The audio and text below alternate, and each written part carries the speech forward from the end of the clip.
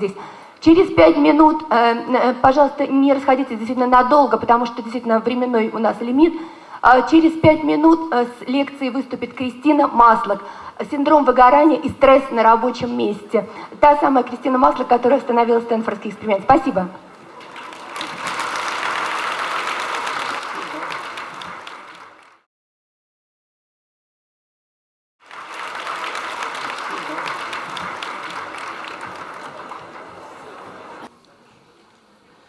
Thank you very much for inviting me here to Russia. I've just had the pleasure of meeting a few of my colleagues from Russia who have visited me in the United States and have always said, please come and see us and we can talk about our research. And so it is really wonderful for me and for Phil to have our first visit here in Moscow.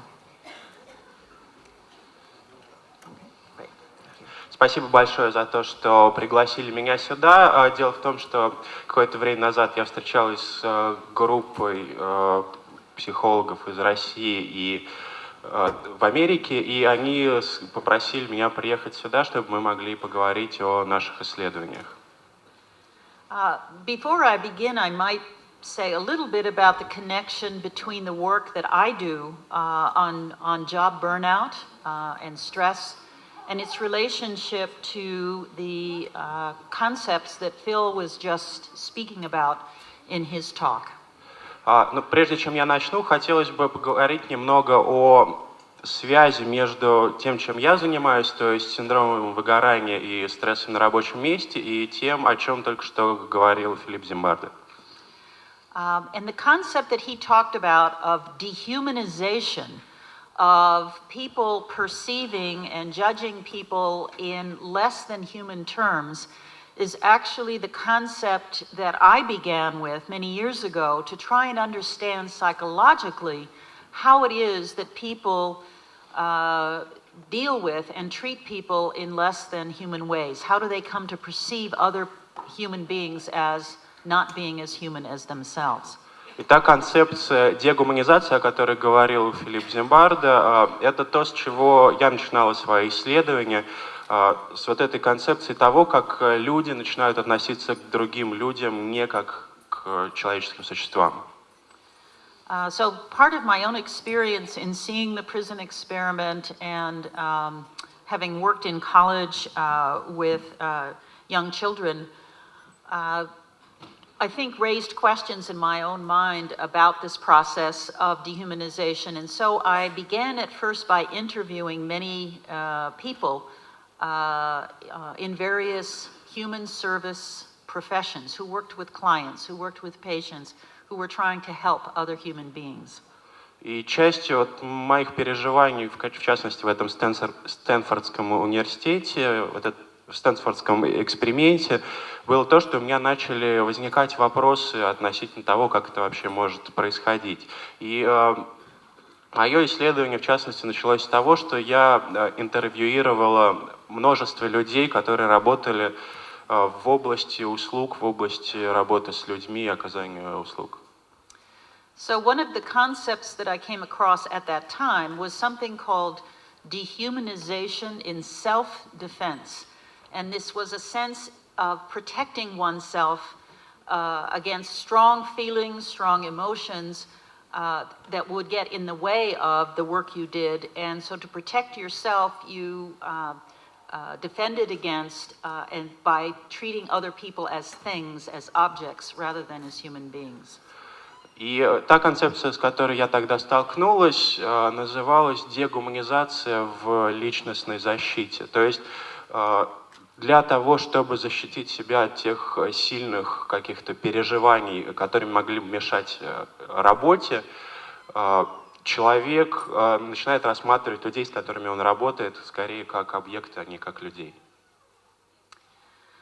So what I want to do today is to share what are some of the main concepts that we have developed that have been studied not only by myself but many colleagues in many different countries, and to share with you what seem to be the core findings, directions of the research and also what the implications are for intervention, for doing something about relieving burnout and promoting its opposite of engagement. И сегодня я хотел бы поговорить прежде всего о ключевых концепциях, вокруг которых строились как мои исследования, так и исследования группы людей, с которыми я работала, также с тем, как эти концепции могут быть применены для того, чтобы каким-то образом корректировать последствия синдрома выгорания и добиваться его противоположности, то есть вовлеченности в работу. So what we have learned about the phenomenon of burnout, and this is I should say, a colloquial, popular term that people used in these various human service professions. I mean, it was not an invention by a psychologist, but many people used the term to express their feeling. And the phenomenon of burnout, we have now come to understand as a psychological syndrome in response to chronic job stressors, interpersonal job stressors. Вот этот вот термин «синдром выгорания», burnout по-английски, он был, в принципе, введен даже не психологами, а скорее людьми, которые вот работают в таких сферах, где приходится много общаться с другими людьми, и они его постоянно используют, и уже оттуда психологи заимствовали этот термин и стали его рассматривать как психологический синдром, который является реакцией на сильный стресс на рабочем месте. And what we have learned from the research is that burnout has three interrelated dimensions, and these are listed here. Exhaustion. В наших исследованиях мы пришли к выводу, что синдром выгорания, он состоит из как бы трех измерений. И вот они приведены здесь. Это... So the first dimension of exhaustion is the individual stress response. People feeling no energy, no enthusiasm, cannot do anything anymore. So stressed that I cannot even get up the next day and have enough energy to do my work. Первое измерение – это истощение, то есть человек в ответ на очень сильный стресс на работе, он не чувствует, что в нем не осталось больше никакой энергии, что он истощен, что он не может продолжать работать, может делать только какие-то минимальные вещи. Although some researchers think that exhaustion is all there is to burnout, in fact, there is an important second dimension, which we call cynicism, and this refers to this negative, depersonalizing, cynical, hostile, distancing response between you and the other people at the rest of your job. И хотя некоторые исследователи считают, что истощение, это, собственно, и есть все, что входит в синдром выгорания, но есть еще и второе очень важное измерение, которое называется цинизм, то есть циничное, дегуманизирующее отношение человека, который испытывает этот синдром выгорания по отношению к другим людям, с которыми он сталкивается в работе. One of the hallmark of burnout, this negative, not caring anymore, not wanting to treat people well anymore, this is almost like a hallmark of burnout. And when people begin to feel this cynicism, this dehumanization in self-defense, the important thing to know is that they change their behavior and shift from trying to do their very best to doing the absolute bare minimum of work. И вот этот вот цинизм, это циничное отношение, его можно считать как бы ключевым таким признаком синдрома выгорания, когда человек начинает говорить, что, в общем-то, все это совершенно не важно, и начинает относиться цинично к ситуации в своей работе, и это ведет к тому, что человек вместо того, чтобы пытаться сделать максимум того, на что он способен, он начинает делать исключительно тот минимум, который может позволить. And then the third dimension, but using Albert Bandura's term of efficacy, this is inefficacy, a lack of accomplishment. this is now a negative evaluation of oneself and how competent one is on the job. И третье измерение, его можно назвать как непродуктивность. И она связана также с переживанием самого себя на работе, в рабочих условиях, выполнения работы. So much of the research for the past 20 or more years has been focusing on these three dimensions of burnout. What are the different factors that lead to them? How they might be related sequentially? What outcomes they predict? И, собственно, те исследования синдрома выгорания, которые велись в течение последних 20 лет, они как раз и вертелись все вокруг этих трех измерений, того, как они между собой могут быть связаны, могут ли они быть тремя фазами, например, процесса выгорания и так далее. И, соответственно, что с ними можно делать. More recently, research has begun to focus on the positive opposite of burnout, which we defined as job engagement, being engaged with work, and according to our definition as the opposite of burnout, that it's high energy and enthusiasm rather than exhaustion. It's being involved, wanting to really get closer to the work rather than away from it, and feeling a sense of efficacy, like I'm doing well on the job, I am able to make a difference for other people. В последнее время изучение синдрома выгорания стало больше смещаться в сторону изучения позитивной противоположности синдрома выгорания, которую называют вовлеченностью в работу. И, соответственно, трем противоположностям вот этих трех измерений выгорания. То есть энергии или энтузиазму, с которым человек делает работу, увлеченность работы и, кроме того, его ощущению того, что он работает хорошо, он работает продуктивно. So people often ask, okay, the experience of burnout is these three dimensions: feeling exhausted, feeling the cynicism, feeling a sense of inefficacy. Are there other symptoms of this experience? And basically, these are the main ones that people have been able to identify.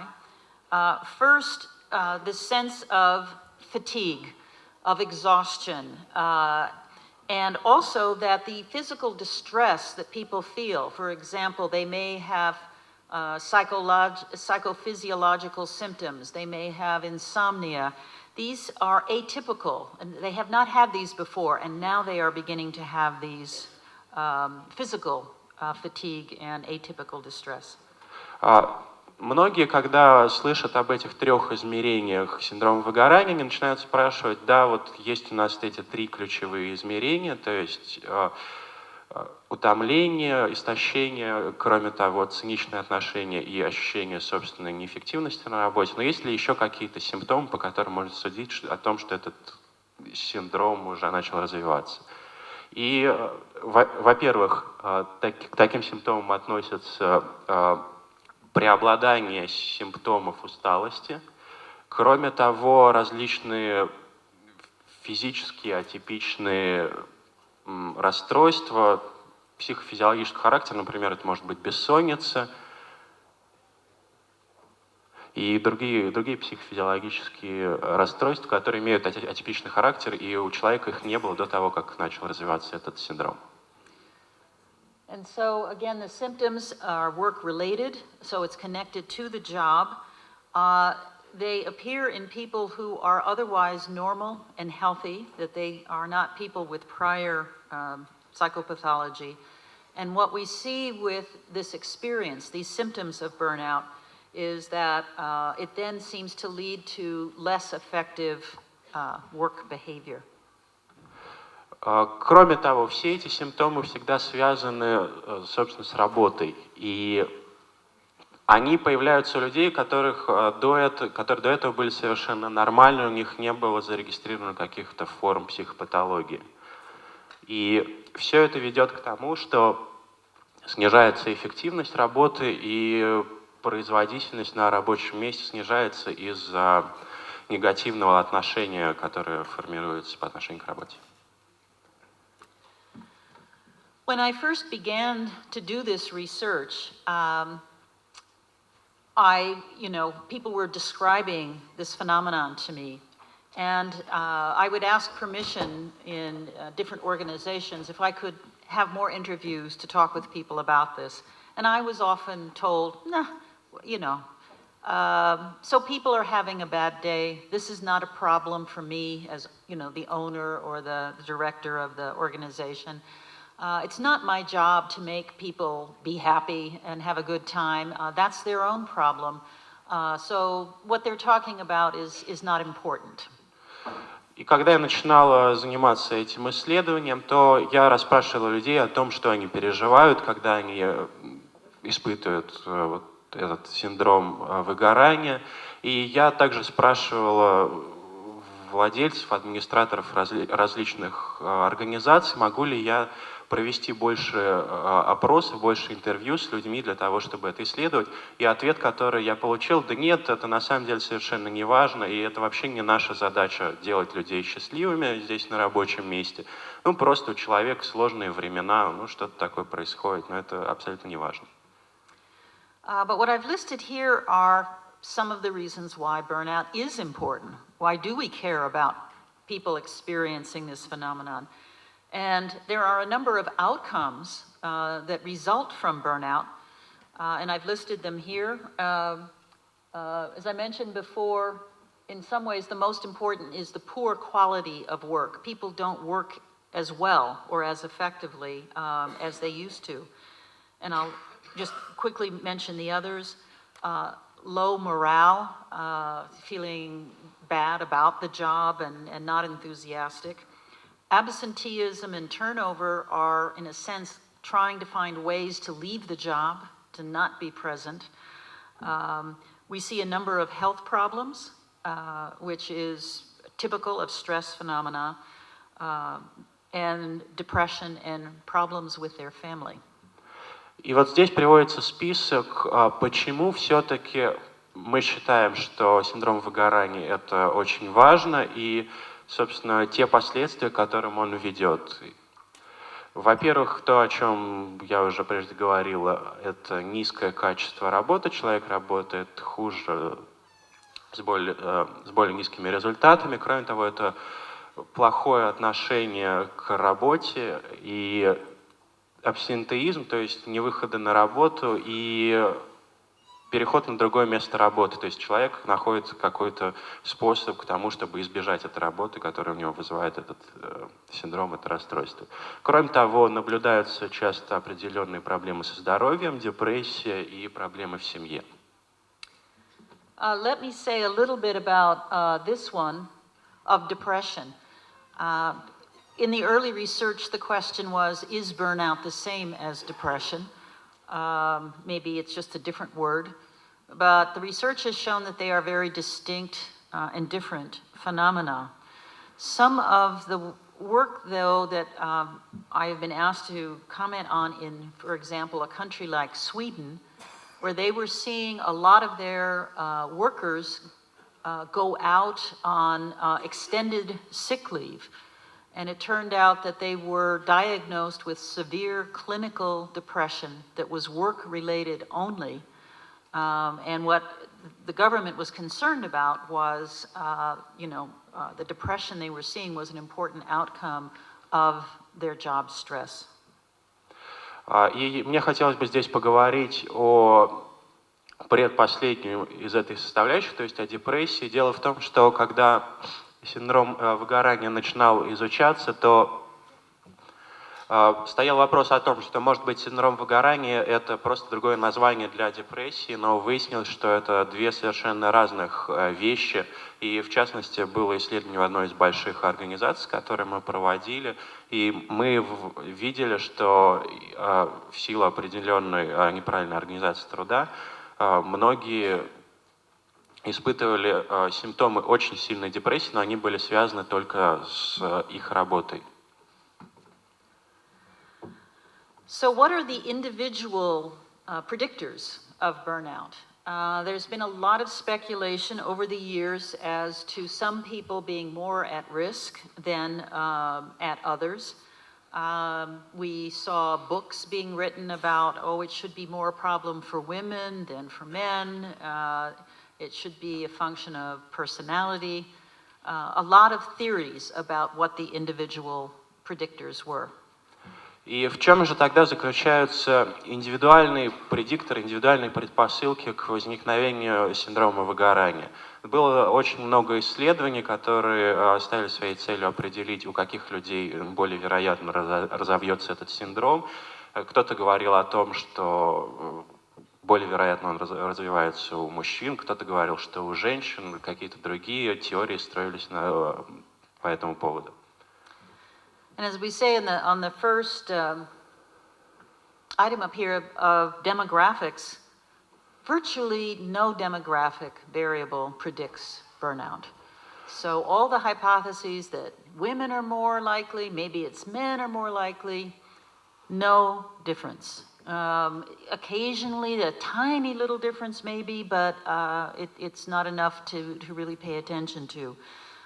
Age, cultural background, and so forth. So far, none of those factors really are at all informative about who is more likely to experience burnout on the job.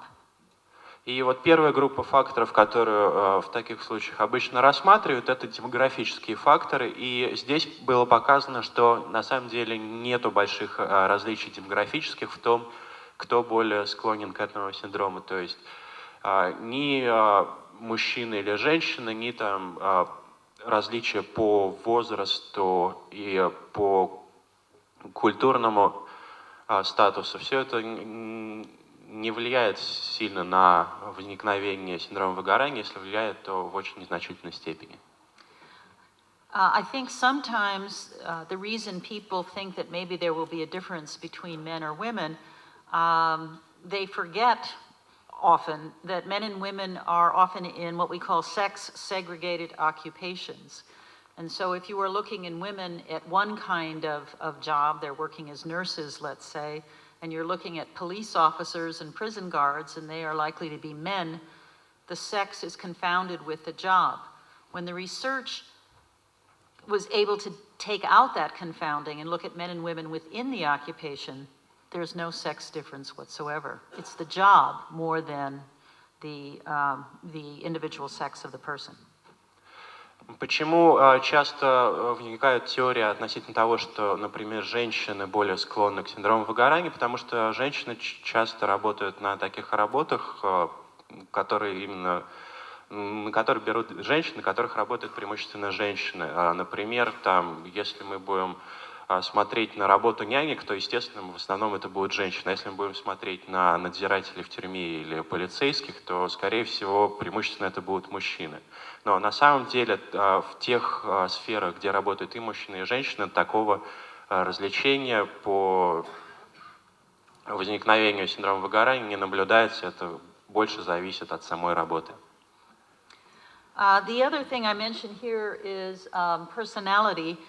And if you've, familiar with the big 5 dimensions of personality, on those tests, there are some studies that show that there is a correlation between people scoring high on neuroticism within those big 5 and burnout, which means that people who are, in a sense, more psychologically vulnerable have already, other kinds of psychological problems, are more at risk for another psychological problem, namely burnout. Другая группа факторов, которую я здесь упоминаю, это личностные факторы. И здесь мы говорим о составляющей нейротизма в большой 5 личностных факторов. И мы говорим о том, что она действительно связана с синдромом выгорания. То есть это люди, которые более психологически уязвимы и в остальных сферах, и поэтому у них уже, вероятно, возможно, присутствуют какие-то другие психологические проблемы, и поэтому у них чаще развивается синдром выгорания. So if you ask the question, people often do, is burnout due to the person or to the situation, the research evidence so far says it's far more a function of the situation. But in fact, it's the wrong question. It's not either or, it's both and it is a function both of the person and how well he or she fits or matches into the work situation. И часто задают вопрос о том, все-таки больше зависит синдром выгорания, его возникновение от самого человека или от ситуации, в которую он попадает. И те данные, которые у нас есть, говорят о том, что в большей степени это связано все-таки с ситуацией, но тем не менее этот вопрос неправильный, потому что это не вопрос или-или, а это вопрос, в котором влияет и то, и другое. То есть это зависит от ситуации и о том, как ситуация работы, и о том, как человек соответствует этой работе. So let me first identify of the aspects of the situation, of all the research that's been done by many, many people, the major factors that are predictive of people experiencing burnout fall into these 6 areas. And if there's one thing I hope you leave from today's talk is knowing these 6 areas, because we use them not only in the research, but in various interventions. So they are the, what would you call, the guideposts for doing something about burnout. И сейчас мы поговорим о том, какие все-таки составляющие самой ситуации, того, как на нее реагирует человек, влияют на возникновение синдрома выгорания. И я предлагаю вашему вниманию 6 таких вот больших сфер, которые объединяют в себе все различные, или большинство различных факторов, к которым многие исследователи синдрома выгорания пришли в своих работах.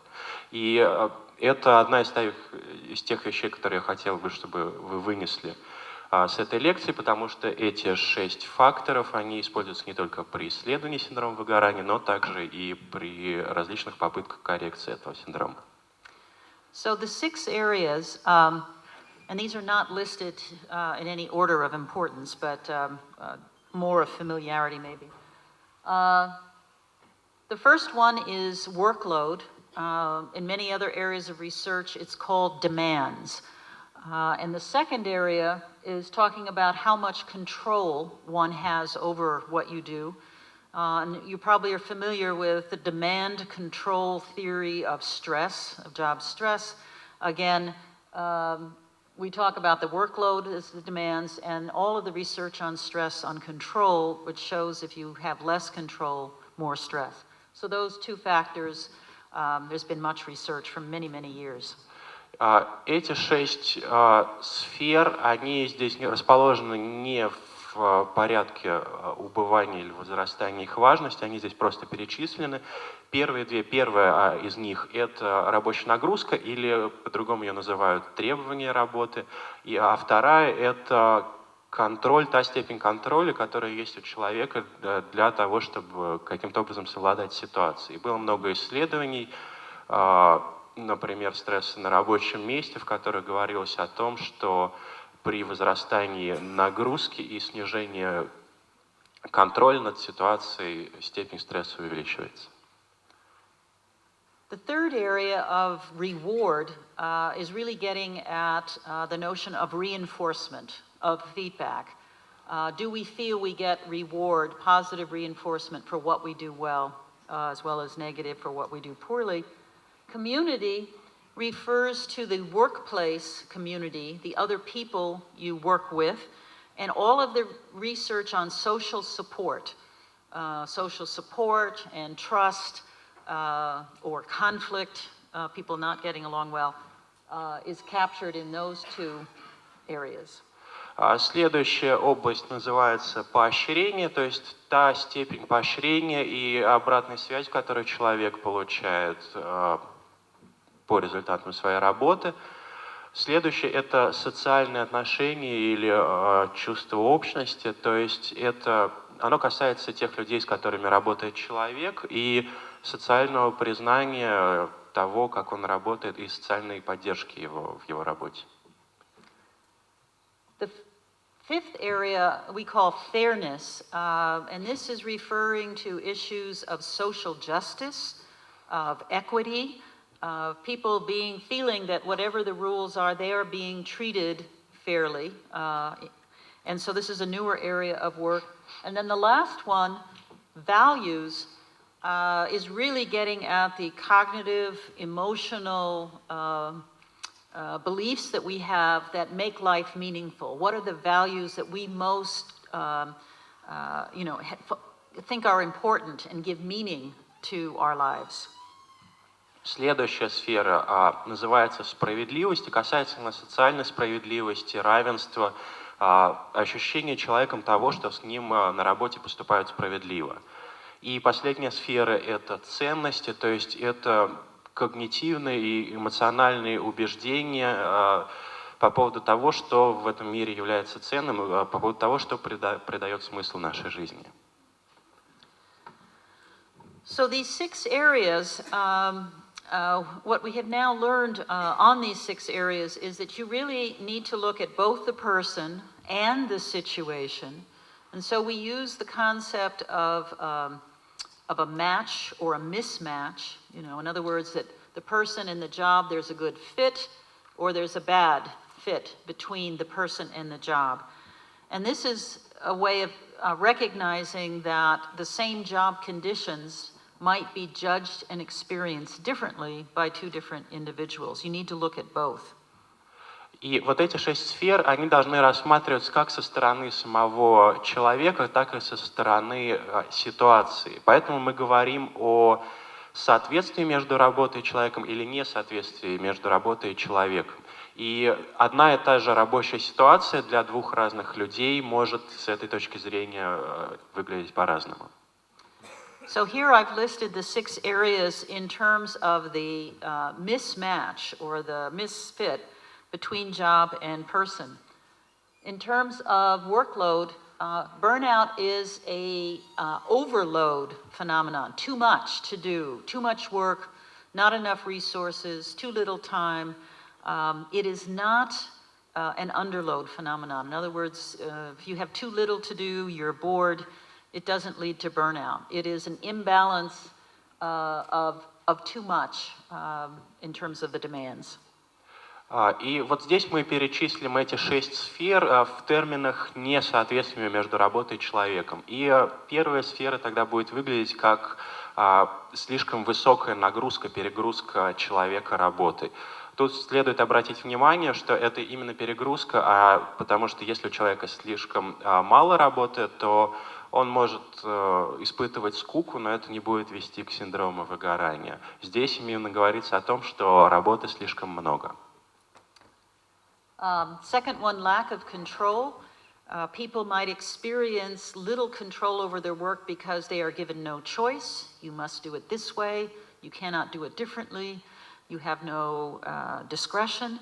Or you can be working in a situation that is very chaotic and it's not clear who's in charge and what you're responsible for, and you feel like you have no control over what it is you do. Следующая составляющая: человек испытывает переживание недостатка контроля. То есть это может быть либо когда человек чувствует, что ему не дают достаточно контроля, достаточной свободы действий, он должен делать свою работу только одним каким-то определенным образом и не может ничего там в этом изменить. Другой вариант — это когда человек оказывается в слишком хаотической ситуации, когда непонятно, кто за что отвечает, и он чувствует недостаток контроля над этой ситуацией. Insufficient rewards, this could mean you are not getting paid very well, you are not getting the appropriate reward for the work. It often means, however, that you are not getting recognition from other people that you've done a good thing. You work very hard, nobody notices, nobody cares. And in some cases, there is not even the intrinsic reward of knowing, even if nobody says anything, that you have done a good job. So to work in a situation where there is no positive feedback when you have done things well is very difficult and demoralizing. Недостаточное поощрение в этом случае может означать, во-первых, это может значить, что просто человек получает, например, недостаточно много денег за свою работу, ощущает, что он получает недостаточно материального поощрения. Но часто это также означает, что человек ощущает недостаточное признание со стороны других по поводу своей работы. Он работает очень много, но никто этого не замечает. И более того, иногда это может означать, что внутренняя удовлетворенность тем, что человек работает хорошо, он не чувствует себя удовлетворенным по этому поводу. В любом случае, это недостаток обратной связи по поводу работы человека. Положительной обратной связи. The fourth area, breakdown of community. Again, with community, we're talking about the people you work with or work for. Your boss, the people you supervise, your patients or clients, customers. And when there is a lack of support, when there is, in particular, unresolved conflict, you have conflict, you disagree, you cannot figure out how to resolve all of this, then the workplace environment is hostile, difficult, people find it impossible to cooperate. Следующая сфера в данном случае выглядит как разрушение социальных связей и разрушение общности. Мы здесь говорим о всех тех людях, с которыми человек сталкивается на рабочем месте. То есть это может быть его начальник, люди, которые оценивают его работу, это могут быть его коллеги, это могут быть клиенты, пациенты, потребители. И здесь мы говорим о том, что существует неразрешенный конфликт, существует конфликтная ситуация, которую человек не знает, как разрешить, и поэтому он находится в ситуации, когда его социальные отношения с теми, кто его окружает на работе, они неуравновешены и разрываются. The absence of fairness means you are working in a situation where you feel you are being treated unjustly, unfairly. You do well, but you do not get the promotion. Somebody else gets it. An opportunity to do a special job, someone who is not as deserving as you gets it. You don't get, it's not fair in that sense.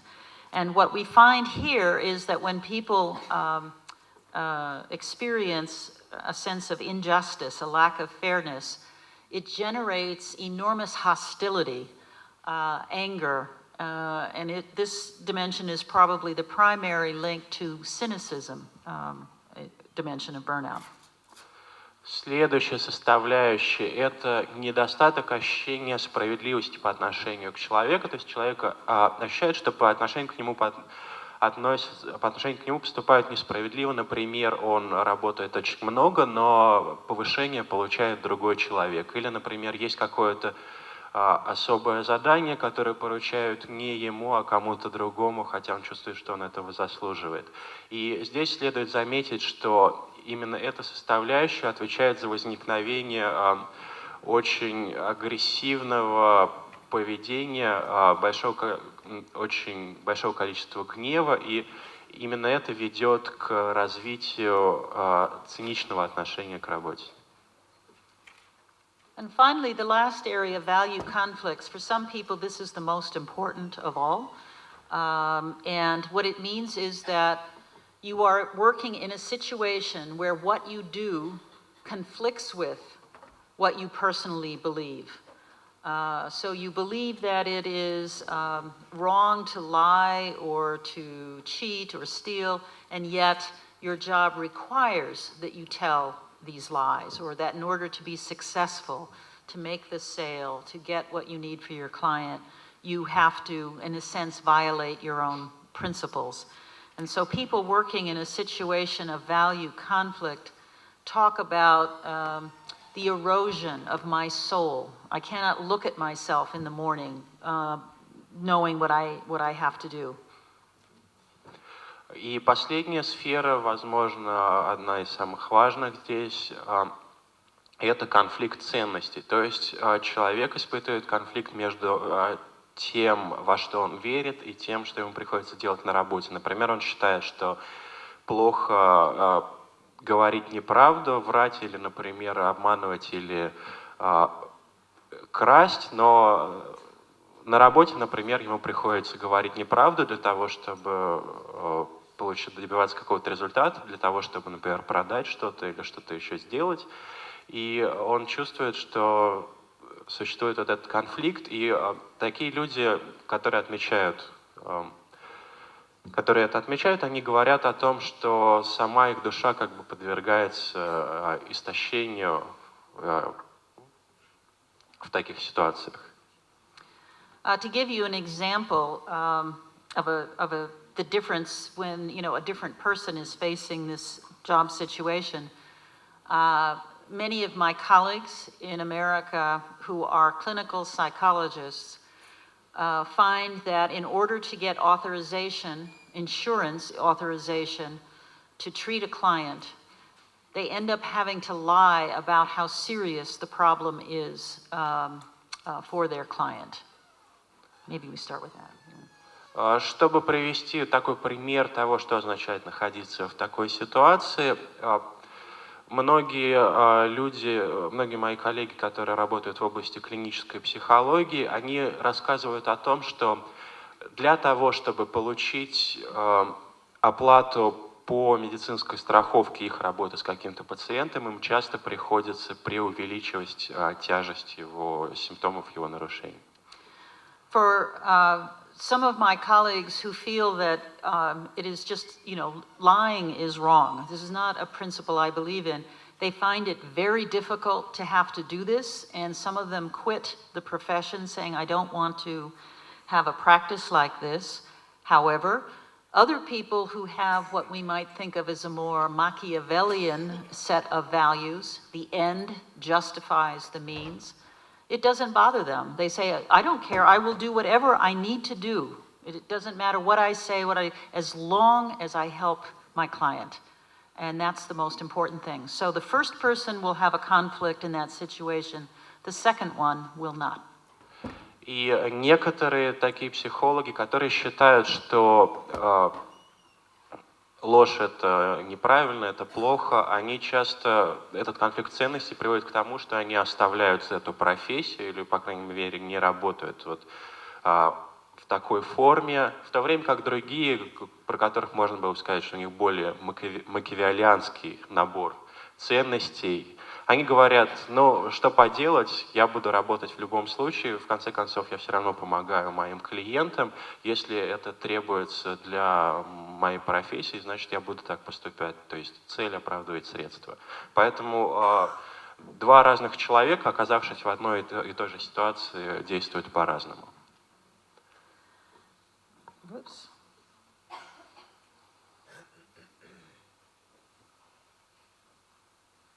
Oh, I just jump ahead. Okay, just quickly, this is what those 6 areas look like if there is a better fit or match.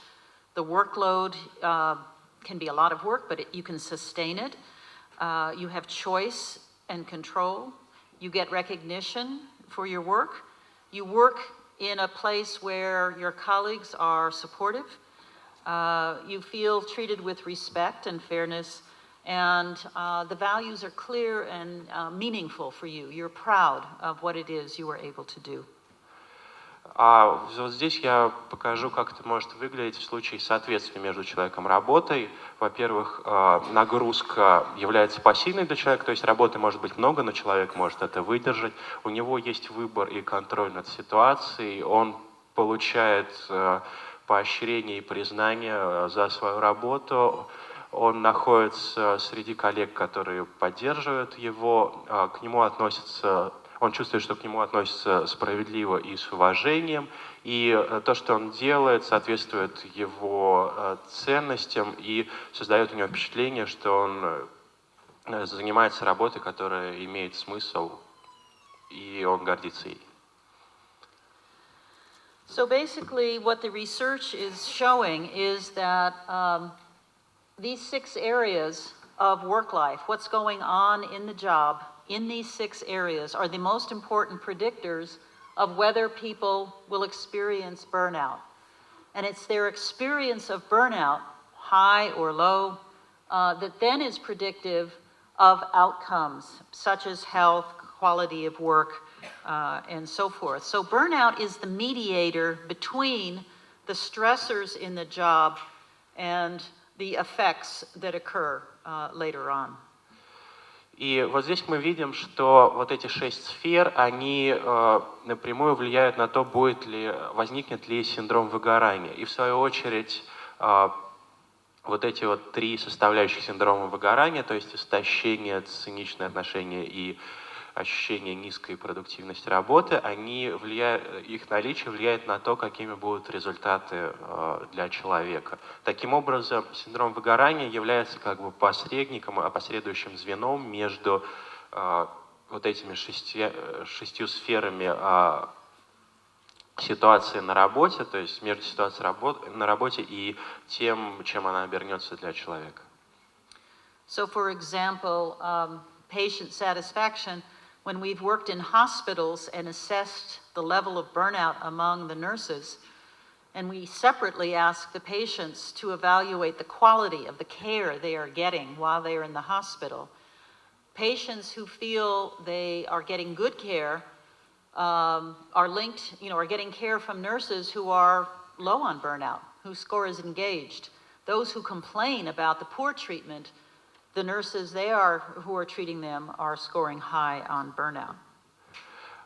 Мы проводили, в частности, исследование, в котором, с одной стороны, опрашивали пациентов в клинике о том, как с ними обращаются сиделки, медицинский персонал. С другой стороны, измеряли вот эти вот составляющие синдрома выгорания у самих медсестер, сиделок. И выяснилось, что пациенты, которые говорят о том, что они получают хороший уровень заботы в этой клинике, как правило, за ними ухаживали те медсестры, у которых были низкие показатели по синдрому выгорания, и наоборот, у тех медсестер, у которых были высокие показатели по синдрому выгорания, их пациенты, как правило, жаловались на недостаточно хороший уровень обслуживания и заботы о них. So basically, just to sort of summarize, it's the 6 areas of work life that affect whether people have burnout or engagement. That level determines the outcomes. And here are some of the questions that are unanswered now, but still people doing research. Are some of these 6 areas more important? Is values more important than workload, or vice versa? People often assume workload is the most important. In many of the studies, it's not. But how do they vary? And are there individual differences in how people evaluate their experience in these 6 areas? And I personally think that this is where we will see the individual predictors. But these are still questions to be studied. И мы можем суммировать эту модель, сказав, что эти 6 сфер жизни на работе, они определяют возникновение или невозникновение синдрома выгорания, и в свою очередь возникновение синдрома выгорания определяет, чем это может грозить человеку в терминах его работы и также влияние на его здоровье. Но есть также вопросы, которые еще требуют своего более подробного изучения. Один из этих вопросов: являются ли какие-то из этих 6 областей более важными, более ключевыми для возникновения синдрома выгорания? Существуют исследования на этот счет. Некоторые свидетельствуют о том, что некоторые области являются более ключевыми, но также есть исследования, которые показывают, что они являются примерно равнозначными или существуют противоречивые данные на этот счет. Кроме того, второй вопрос, который все еще требует изучения, это: существуют ли индивидуальные различия в том, как человек реагирует на изменения в этих 6 сферах? То есть может ли для какого-то человека изменение, например, ухудшение ситуации в одной из этих сфер влиять более серьезно, чем на другого человека? So now I want to sort of shift into the question, which has always been there from the beginning in terms of research about burnout. And that is really the interest in burnout from practitioners was always, this is a problem, what is an answer? What is the solution? What do we do about burnout? И теперь мы перейдем к тому главному вопросу, с которого начиналось исследование синдрома выгорания, а именно тому, что делать все-таки, когда этот синдром возникает. Это такой вопрос всегда поступал со стороны именно практикующих психологов, с которых началось исследование синдрома выгорания, что делать, как добиваться его устранения. And so what I have here are sort of three lessons that we have learned so far from the applied research, that trying to prevent burnout from happening in the first place is much better than waiting until you have a problem and then trying to treat people for that problem. И вот здесь я привожу 3 основных урока, которые мы вынесли из исследования синдрома выгорания. Первый из них – это то, что попытаться предотвратить возникновение синдрома выгорания в большинстве случаев проще, чем дожидаться, когда он все-таки возникнет у человека, и после этого пытаться как-то с ним справиться. If I can just remind you of the example in Sweden, waiting until they had really severe outcomes of burnout and then having to treat people for severe depression, have them not working, paying insurance for them, is a very different situation than if they had been able to do something in the workplace so that people did not have this problem, did not have to leave the job.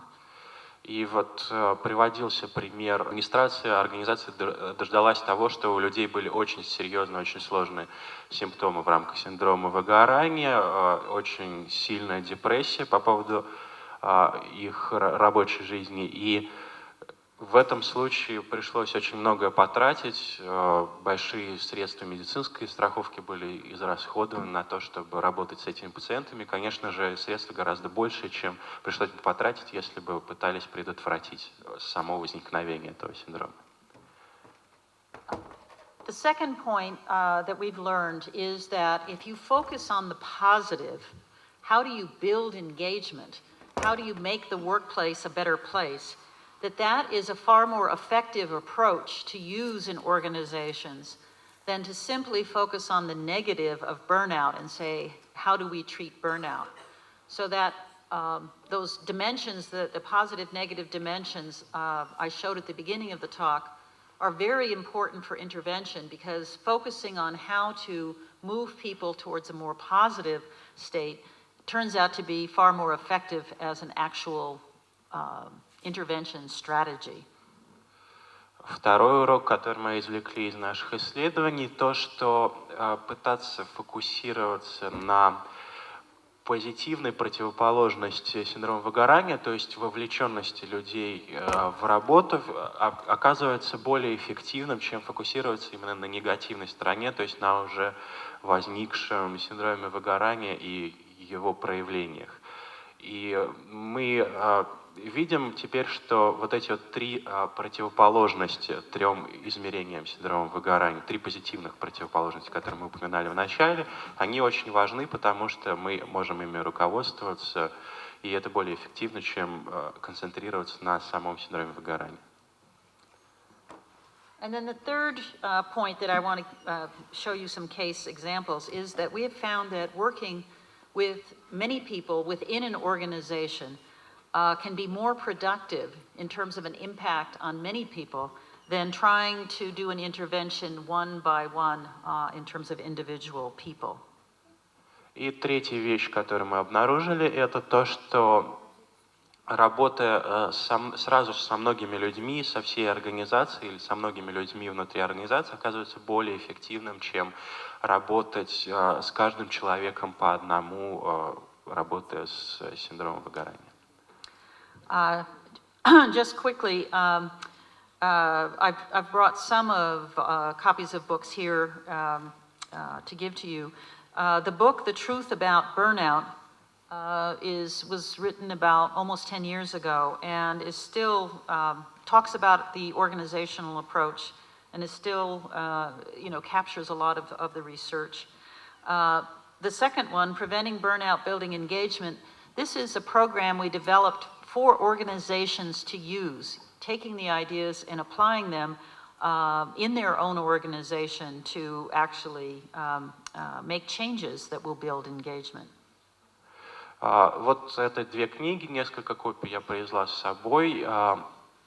Эти книги посвящены, первая из них «Правда о синдроме выгорания», она посвящена результатам наших исследований и тому, как их можно применить в организации. Вторая книга – это фактически программа для организации, которую можно использовать для того, чтобы справиться с возникающим синдромом выгорания именно на уровне организации и развивать вовлеченность в работу сотрудников. So the organizational strategy that we use, this program, we work in large organizations with many different types of employees. We set up a process where virtually all of the employees participate so that we hear from and are able to assess everyone on burnout, engagement, the 6 areas, and other factors. We work with the organization to do this as a collaborative annual checkup. It's like when you go to the doctor to see how healthy are you and are there any problems you need to pay attention to. This is like an annual or biannual organizational checkup on how well the organization is doing. Теперь мы перейдем к нескольким нашим исследованиям по поводу того, как мы работали с организациями для того, чтобы справиться с возникновением синдрома выгорания. Прежде всего, о вообще ситуации, в которых мы работали, это были большие организации с большим количеством различных должностей. В наших исследованиях, наших интервью и оценках участвовало большинство сотрудников организаций. Это мы использовали совместное сотрудничество всех участников процесса для достижения изменений в организации и также в оценке степени возникновения синдрома выгорания. И мы также измеряли, насколько изменилась ситуация, насколько сильно было позитивное влияние во время второго и последующих измерений и оценок таких совместных, которые проводились раз в год или раз в 2 года. So let me just share some data with one organization that I've been working with recently. And what I'm showing you here is just the scores of 1,000 employees within this organization. These were people who provided all kinds of administrative support services for a large company. So they were doing all of the, the payroll, the bureaucracy, all of these kinds of things. And there were 1,000 of them, employees, who did this job. Вот здесь я привожу результаты по одной из организаций, с которой мне доводилось работать. Это была очень большая организация, и здесь приведены данные оценки для 1000 ее сотрудников, которые работали на должностях, связанных с приемом заявок от клиентов или потребителей, или тех, кто работал с этой организацией, и на должностях, связанных с работой с людьми. And what we have set up in the program is that we use, we here means my colleague Michael Leiter in Canada. His research center maintains all of our databases from all the research, all our colleagues in many countries. And so we can compare on a baseline what is the average for people working in this kind of occupation. So when these companies take the assessment, take the tests, the positive lines say they're doing better than most people, than the average in these areas. And if the lines go down, it's saying these are the areas that are problematic for you. This is where people are saying there is a mismatch compared to other people in the same occupation, the baseline. И результаты, которые приводятся здесь, это результаты сравнения данных оценки сотрудников именно этой организации, с которой мы работали, с средними данными, которые мы получили, работая с большим количеством организаций. Я и мой коллега Майкл Лайтер, мы обследовали большое количество организаций, и в данном случае положительные значения означают, что по данным параметрам люди в данной исследовавшейся нами организации, их показатели лучше, чем в среднем по результатам наших исследований, а отрицательные, соответственно, их показатели хуже. So as you can see here, when we first went in and did the assessment and looked at the answers from the 1,000 people, they were looking pretty good in terms of workload. Again, even though everyone said this will be a problem. About average on control, scored very positively. People felt recognized. People felt rewarded for their work. But the problems, this was about a little less than average, but was fairness and values. These were the two areas of the 6 that popped up as being problems for these employees, that there was the mismatch. Итак, мы видим, что по показателям рабочей нагрузки все было в порядке, они хорошо оценивали степень загруженности, они, кроме того, чувствовали себя поощряемыми и чувствовали признание за свою работу. Степень контроля была примерно на среднем уровне, точно так же социальные отношения в коллективе, но то, в чем были проблемы, это в ощущении справедливости по отношению к ним на рабочем месте и соответствии того, что они делали, их ценностям. So the organization decided to focus on fairness in particular, fairness as well as in values, and during the year, each manager of each unit in the company was asked to work with his or her employees to figure out how they could improve what was going on in the workplace in terms of feelings of fairness and social justice. So this was the area that they were asked to work on during the year. And 1 year later, when all the 1,000 employees were asked again on the 6 areas, you can see that fairness improved dramatically, but in addition, there were improvements in all of the other 6 as well, so that everything seemed to be getting better in those 6. В данной конкретной организации решили работать прежде всего с составляющей справедливости, то есть ощущение справедливости. И перед всеми менеджерами организации была поставлена особая задача в течение года работать со своими подчиненными, выяснять у своих подчиненных и добиваться того, чтобы у них было ощущение большей справедливости в том, как к ним относятся на их рабочем месте. И по прошествии этого года, во время второго измерения, второй оценки, мы можем видеть, что ощущение справедливости действительно измерено у той же 1000 людей. Оно очень сильно увеличилось, но также мы видим улучшение и по всем остальным 5 показателям, по всем остальным 5 сферам. What we find in many other organizations like this, that if they focus on one of the 6 areas to do interventions and make changes, that the process often has an effect on the other 6. Because if they're trying to make the distribution of work more fair, it may improve how people feel about the workload or the rewards that they get for the work. The fact that they get together to try and come up with a better system that they will all like means that they begin to work together more effectively, and so community improves. So we find in the interventions that people don't have to work on all 6, but they pick one area. It often has ramifications or positive effect on the others.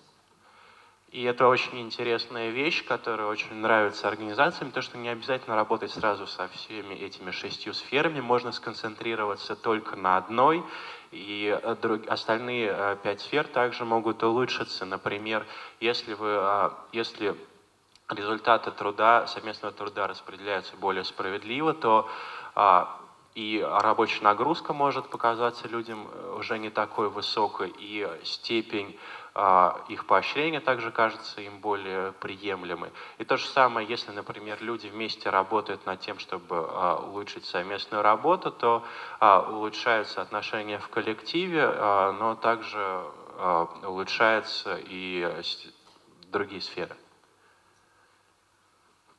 And this was when we went back a year later for the third time to look at what was going on in the company. And there's some good news and there's some not so good news here. This is year 1, year 2, year 3. Year 3 is always pretty much still more positive than year 1. There's always been improvements. But in many cases, it's not, there's been a drop-off from the second year. And what we were finding from people is that they were saying it's sometimes hard to sustain the change, although things are better than they were 2 years ago. But we also found that there was one unit within this company that was having real difficulty. And if you take them out, you actually see a different picture. But it's an interesting assessment every year. We still do this now with this organization to see how they are improving in their targeted 6 areas. И мы пришли в эту организацию еще через год, чтобы посмотреть, как дела развивались дальше. И здесь мы видим, что в 3-й год, то есть через 2 года после начального измерения, мы наблюдаем все-таки более лучшую картину, чем это было в 1-й год до того, как проводились какие-то изменения, но тем не менее мы наблюдаем падение по всем 6 показателям, то есть сохранить вот это изменение в лучшую сторону, изменение ситуации, все же оказывается очень сложным. Кроме того, тут следует отметить, что там были сотрудники, у которых были очень большие сложности во время этого 3-го измерения. Если бы мы их не включили в общую картину, то, возможно, она была бы другой. Но в любом случае, мы продолжаем это исследование, мы продолжаем исследовать, как ситуация развивается со временем. И мы хотим понять, как они могут изменяться после первоначального организационного изменения. One of the things that we are now doing research on, and we actually tested it within this particular organization as well, is can we discover ways of identifying early on people who are at risk for burnout? And is there a way that we can use these early markers as indicators to say, they haven't experienced burnout yet, but it may be happening. If we had these early markers, could we intervene early and prevent burnout before it becomes a problem? И то, что мы, в частности, исследуем сейчас, и в этой организации, которую мы обсуждали только что также, это можем ли мы определить каким-то образом, у каких людей с большей вероятностью возникнет синдром выгорания еще до того, как он развился полностью. И, соответственно, если мы имеем вот эти начальные, так сказать, предикторы возможного развития синдрома выгорания, можем ли мы что-то сделать уже на этой ранней стадии для того, чтобы он все-таки у них не развился? So one of the questions we've had is, can we identify people who are perhaps more ready, more likely to change? And the research that we've been conducting has, first of all, hypothesized that there may be an early warning sign of burnout. And that would be one of the 3 dimensions. So you don't see all 3 as a problem, but there's just one. And that might be a sign, an early warning that something is happening. The person is either becoming very exhausted, or they're beginning to show, but no cynicism, or they might be showing cynicism, but not yet exhaustion. So they've got one of the first two dimensions, but not the other. Итак, первый вопрос, который можно поставить, это как определить тех людей, у которых больше готовность к возникновению синдрома выгорания. И наша гипотеза состояла в том, что существуют определенные проявления, признаки, которые являются как бы первыми ранними предупредительными признаками, и они являются тем, что только по одному из измерений синдрома выгорания, то есть, например, только по истощению или только по возникновению циничного отношения, можно судить о том, что может развиться полный синдром. То есть мы говорим о том, что присутствует только одна, например, только циничное отношение, а все остальные пока находятся в норме. The second thing that we looked at, we're thinking of there's an early warning sign, but if there's just one dimension, they might go to burnout or they might go to engagement.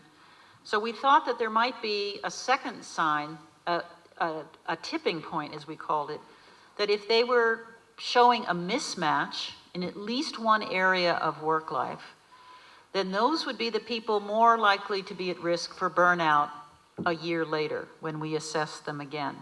So we looked at the scores on our measures at time one to see was there an early warning?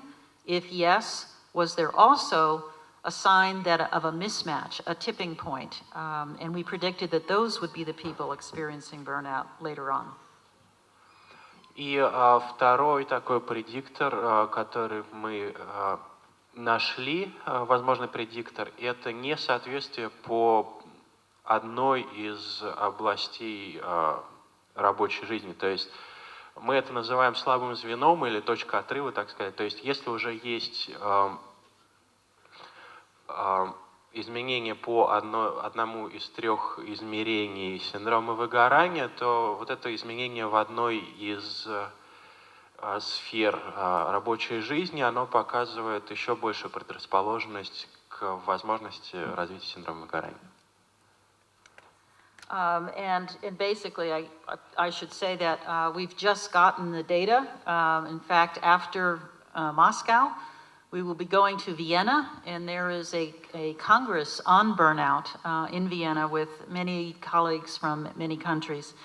And we'll be talking about this research because we were able to show that indeed, if you just see those scores of people at one time, a year later, they do in fact predict who is moving into greater burnout.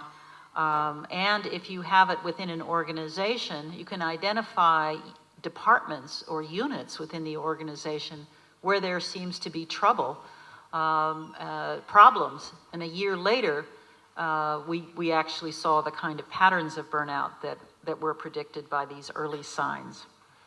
И вот после Москвы я еду в Вену на конгресс, который посвящен именно проблеме выгорания, и мы там будем выступать с тем, что мы действительно обнаружили, что существуют вот такие вот предикторы, что действительно, если мы регистрируем несоответствие по одной из областей работы, то через год мы действительно с определенной вероятностью, большей вероятностью будем наблюдать развитие синдрома выгорания. И более того, если мы, например, в одном из подразделений какой-то организации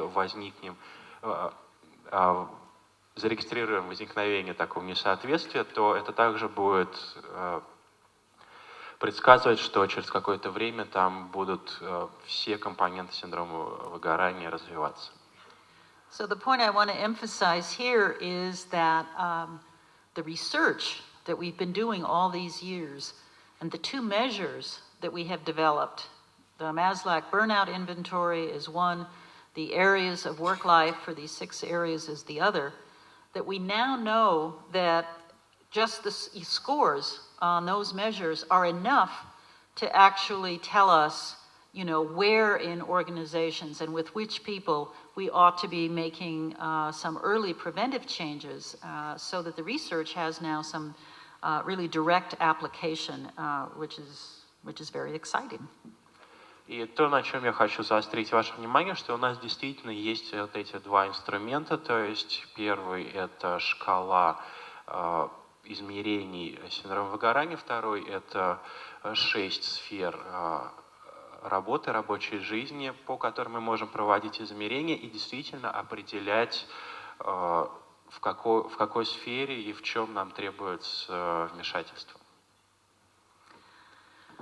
The other thing that I wanted to mention, this is more, again, recent work, is although I've been working a lot with organizations and focusing on how you change the work environment and the situation to promote engagement, people have often asked, well, can't you use those same 6 areas as a way of doing personal, individual changes and interventions?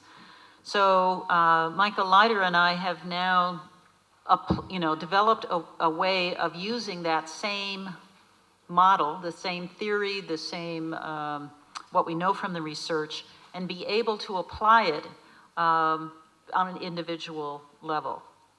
И вторая вещь, которой я хочу коснуться, помимо того, что мы работали на уровне организаций, с организациями исследовали и пытались как-то справиться с возникновением синдрома выгорания в них, но кроме того, часто к нам обращались отдельные люди и говорили, можем ли мы применить вот эти 6 сфер рабочей жизни для того, чтобы справляться на индивидуальном уровне в своей собственной работе с синдромом выгорания, и мы выработали определенный подход, определенную стратегию того, как можно действительно применить это знание, эту теорию о 6 областях работы непосредственно к индивидуальным случаям.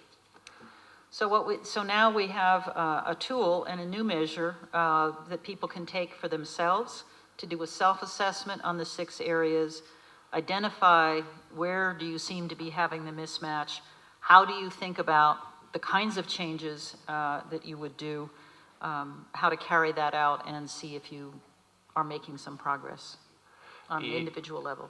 Итак, у нас есть определенный инструмент для того, чтобы человек на своем индивидуальном уровне мог выяснить, в чем, собственно, в какой сфере у него наибольшие проблемы в работе, определить ключевые такие проблемы, поставить цели и каким-то образом воздействовать на то, чтобы улучшить ситуацию и отслеживать, насколько она действительно улучшается.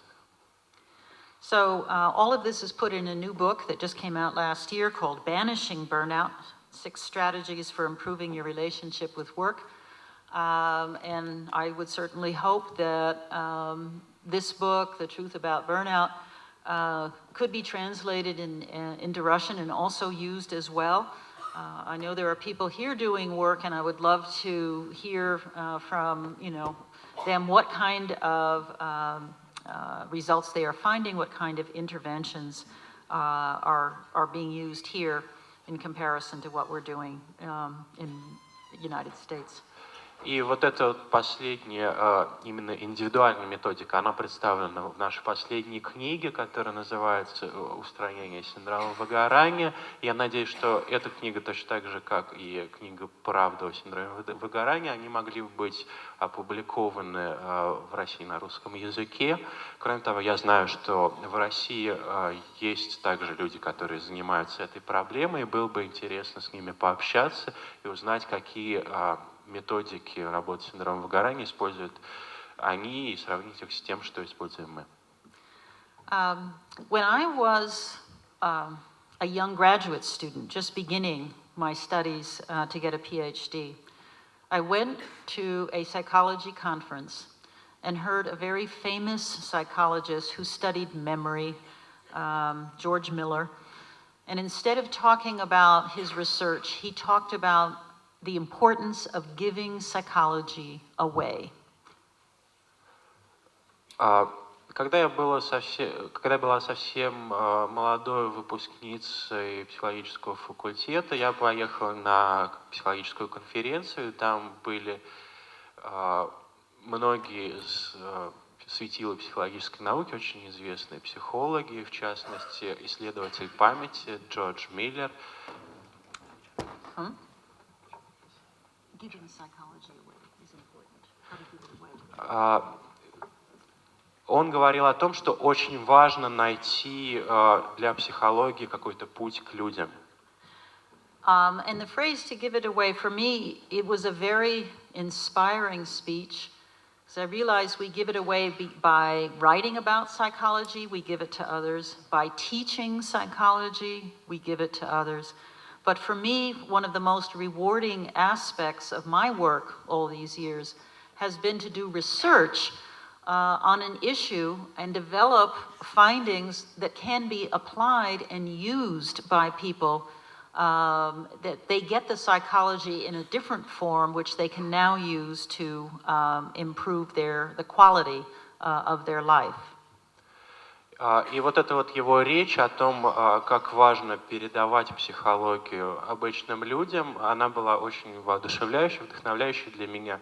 Кто-то это делает через преподавание психологии, еще через что-то. Для меня было очень важно попытаться сделать это, исследуя такую очень жизненную, очень практическую проблему и найти какие-то способы, используя психологию, способы, которыми людьми могли пользоваться для того, чтобы повысить качество своей жизни. So I hope for all of you that the work that you do brings you as much personal joy and satisfaction as the work on burnout has brought to me. And I wish for you also no burnout, lots of engagement. Thank you very much. Спасибо большое. Надеюсь, что вы в своей профессиональной деятельности будете также удовлетворены с вашей работой, также в нее вовлечены, как я была вовлечена в мои исследования синдрома выгорания. Пускай у вас не будет никогда синдрома выгорания, и пускай всегда будет увлеченность работой. Коллеги, спасибо большое, мы скажем нашей гости, которая выдержала ту ситуацию с синдромом выгорания, которая, может быть, чуть-чуть наблюдалась в зале.